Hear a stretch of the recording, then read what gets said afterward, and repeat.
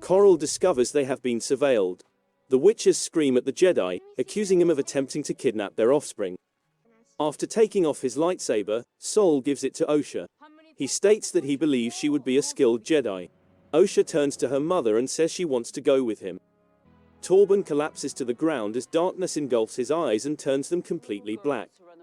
If the Jedi don't leave, Anastasia threatens to kill him. Osha begs her mother to allow her to demonstrate her abilities to the Jedi.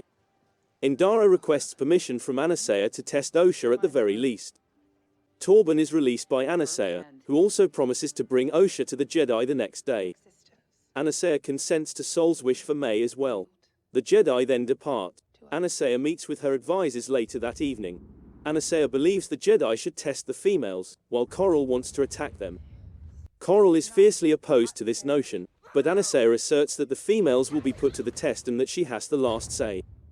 Coral retorts, saying that Anastasia had produced the females inside of her. She worries about what may occur if the Jedi found out how Anastasia actually created the girls. Their elder, Nasa, interrupts them.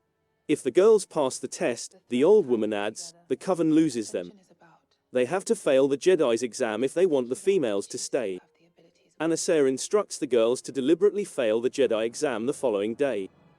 In order to keep them close to their moms and one another, May instructs her sister to carry out the task. Osha claims Jedis are excellent and want to be one. This isn't about bad or good, Anastasia declares. This has to do with power and who gets to utilize it. Coral arrives to collect them and bring the girls to their ship's Jedi camp. Before they arrive, May makes Osha vow and orders her to lie at all costs. Osha witnesses Kelnaka fixing a speeder as May is being tested.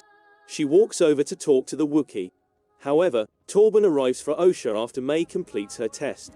As soon as the Padawan takes her blood sample inside, she questions him about his lightsaber. After that, Sol and Indara start her exam. It's similar to the Jedi Council exam Anakin Skywalker did in Episode 1, The Phantom Menace, when he had to identify the pictures on a screen he couldn't see. In the first image, Osha lies, and Sol responds by lying as well, claiming to have the correct answer. They repeat this on the second response, and Osha unintentionally reveals that she is aware that Sol is lying. As he leads her aside, Sol explains to her how the Jedi discovered him. Although he recognizes her uniqueness, he is afraid to part from her family. When he was tested at the age of 4, he was as well.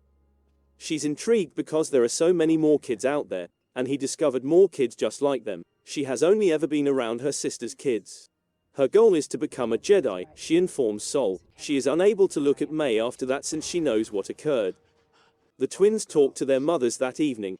Osha argues that what she did was justified and justifies her conduct. Coral is furious at May and puts the blame on Sol and his mind games. At last, Osha admits to them the truth. She wants to travel the galaxy, live her own life free from May, and become a Jedi. She has no desire to become a witch. Coral had to remove an enraged May outside before she can choke her sister. Osha now extends her apology to her mother. Osha is then given the option to draw the thread when Anastasia stops her. It will be Osha's route to follow, but she will never see her family again. Osha declares her desire to become a Jedi while giving her mother a hug. Anastasia still needs to talk to her advisors, but she will bring Osha's wishes up during the conversation. She bids Osha farewell. Osha packs her belongings in her room in preparation for her departure. When May shows there, she says her sister is unable to go. Osha's now stranded there. May responds by threatening to murder Osha before she can depart. May grabs Osha's sketchbook and leaves the room, keeping Osha inside. Osha's only way out is through the door, which May lights on fire and utilizes to ignite. Osha escapes the chamber by crawling down the vents, leading her into a passage at the rear. As the fire spreads to the mechanical portion of the stronghold their house is constructed inside, she can hear the witches screaming all around her. Just as an explosion occurs close to her, she spots May. It separates the girls by removing a portion of a bridge. Declaring their mother dead, May holds Osha responsible for the whole situation. Unexpectedly, Sol dashes to find the two females. When the bridge falls, Sol jumps off. May tumbles into the abyss below as he grabs hold of Osha's hand. The two of them escape the flames after he helps Osha to safety. The witches are dead and scattered all around the building, their bodies laying on the ground. Osha screams for her mother as soon as she sees her body. As their coven burns, Sol pulls her away from the horror and into safety. Later, on the Jedi's ship, Osha calls for her mother as she wakes up. She is calmed by Torben, Indara, Sol, and Kelnaka. Sol informs her that everything was destroyed by May's fire. Osha starts to grieve for her now lost family. He extends an invitation to become her Padawan. She clings to Sol in an embrace while crying, and he assures her that she won't experience this again. As the episode comes to a close, May is searching beneath the bunta tree for her missing sister.